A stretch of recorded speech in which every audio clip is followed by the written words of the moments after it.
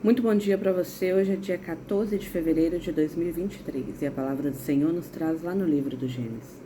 O Senhor viu que havia crescido a maldade do homem na terra e como os projetos do seu coração tendiam sempre para o mal. Então o Senhor arrependeu-se de ter feito o homem na terra e ficou com o coração muito magoado. E disse: Vou exterminar da face da terra o homem que criei, e com ele os animais, os répteis e até as aves do céu, pois estou arrependido de os ter feito.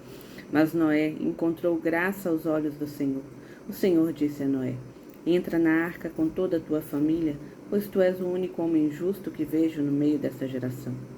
De todos os animais puros, toma 7 casais, machos e fêmeas, e dos animais impuros, um casal, macho e fêmea. Também das aves do céu tomarás 7 casais, macho e fêmeas, para que sua espécie se conservem vivas sobre a face da terra. Pois dentro de 7 dias farei chover sobre a terra 40 dias e 40 noites, e exterminarei da superfície da terra todos os seres vivos que fiz. Noé fez tudo o que o Senhor lhe havia ordenado, e passados 7 dias caíram sobre a terra as águas do dilúvio. Meus irmãos, e aqui quando a gente vê esse trecho do dilúvio, na verdade, o autor ele faz menção ao período de cheia, ao período de inundação dos grandes rios, presente na cultura médio-oriental, que acontecia em determinados períodos. E aqui a gente vê exatamente sobre o Senhor, ele vê que o homem está tão voltado para o mal que já não existia mais exatamente nada da essência, ele já havia desconfigurado tudo aquilo que o Senhor o havia criado para ser. E a gente possa pensar, nossa, mas como Deus é ruim e Deus já não sabia? É claro que Deus já sabia como se daria o processo. Mas vendo tudo aquilo, o Senhor decide exterminar, porque a partir do momento em que eu semeio a discórdia, a coisa vai crescendo e vai crescendo. E é assim que o homem estava vivendo e é assim que a vida estava sendo conduzida pelo homem. E esse homem se achava bom o suficiente, independente o suficiente para poder tomar suas próprias decisões, mas na verdade movido pelos instintos egoístas que faziam com que cada dia ele decaísse ainda mais no pecado, ele decaísse ainda mais na maldade, seu coração já não havia mais espaço para o Senhor ou para a bondade. Ele negava a necessidade do seu Criador. Ele era como um Deus, ou no mínimo um semideus. E ele podia muito bem direcionar a sua vida. E cada vez que ele direcionava, ao invés de crescer, ele caminhava para o declínio da morte e do pecado. E o Senhor então toma a decisão de exterminar tudo, porém, ele vê em Noé graça.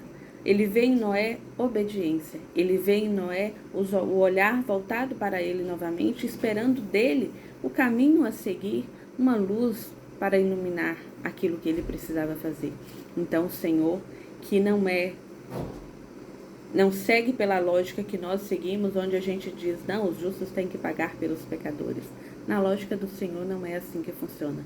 Existe outro trecho da passagem onde o servo chega para o Senhor e diz, Senhor, perdoa-me a ousadia, mas o Senhor vai destruir tudo, e se tivesse 10 justos, ainda assim o Senhor ia destruir a cidade? E Deus diz, não, por causa dos 10 justos eu não destruiria. Mas Senhor, vou insistir mais um pouquinho, e se tivesse só 5, o Senhor destruiria? E Deus responde, não, se houvesse 5, por causa dos 5 eu não destruiria. E ele insiste, Senhor, perdoa a minha insistência, mas se tivesse um só, o Senhor destruiria a cidade? Não, por causa desse um eu não destruiria. E aqui a gente tem novamente que Deus olha exatamente para essa mansidão com que Noé acolhia os seus ensinamentos, com que Noé acolhia a palavra dele, as ordens dele. Então ele ordena que Noé entre na arca um período de 7 dias antes, juntamente com a sua família, e ele poupa também a criação que ele havia feito, os animais e as aves do céu. E aqui, meu irmão, nós temos exatamente uma tradução de é preciso que nós estejamos com o nosso olhar voltado sempre para o Senhor. Ainda que a gente precise remar contra a correnteza, ainda que a gente precise muitas vezes ir na direção oposta que o mundo nos oferece, parecendo isso ser o errado, quando na verdade o certo, ele vem a parecer errado no mundo, a gente precisa se manter fiel, porque o Senhor olha individualmente para cada um. A salvação, ela é individual. E a gente precisa se manter firme, a gente precisa resistir até o fim e estarmos atentos às ordens do Senhor. Quando Deus diz isso a Noé, o que Noé faz? Mas Senhor, será? Mas Deus vai destruir tudo mesmo? Será que não é coisa minha? Será que eu estou ficando louco? Noé obedece aquilo que o Senhor faz.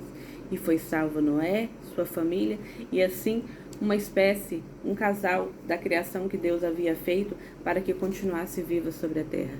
E o Senhor vem novamente nos dando oportunidades e oportunidades e nos renovando. Se o primeiro homem e a primeira mulher foram expulsos do paraíso, mas a gente viu no vídeo de ontem que o Senhor ainda continua, olhava por eles, não tinha aquela intimidade profunda, eles não podiam conviver diariamente com o Senhor, mas o Senhor continuava atento a eles. E quando Adão e Eva, então, Caim acaba matando Abel por inveja, Deus dá novamente uma vida, um filho é gerado, que é o filho Sete, mas o homem continua nessa tendência. Aqui ele vai destruir toda a superfície da terra, mas por olhar para Noé e pela justiça dele, Deus tem misericórdia. Meu irmão, a salvação ela é individual.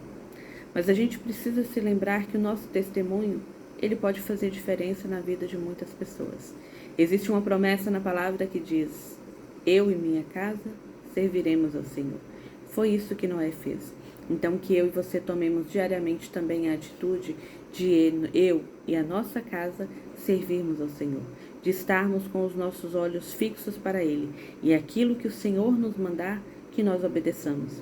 Que a gente tenha uma preocupação diariamente em ser vigilante, em ser perseverante, em confiar no Senhor profundamente. Como uma criança de colo, ela confia no seu pai. Se o pai faz, se vai pegar ou não, se aguenta ou não, ela não sabe, mas ela se lança. Assim precisa ser o nosso olhar para com o Senhor. E que nós possamos ter misericórdia de todos os nossos irmãos.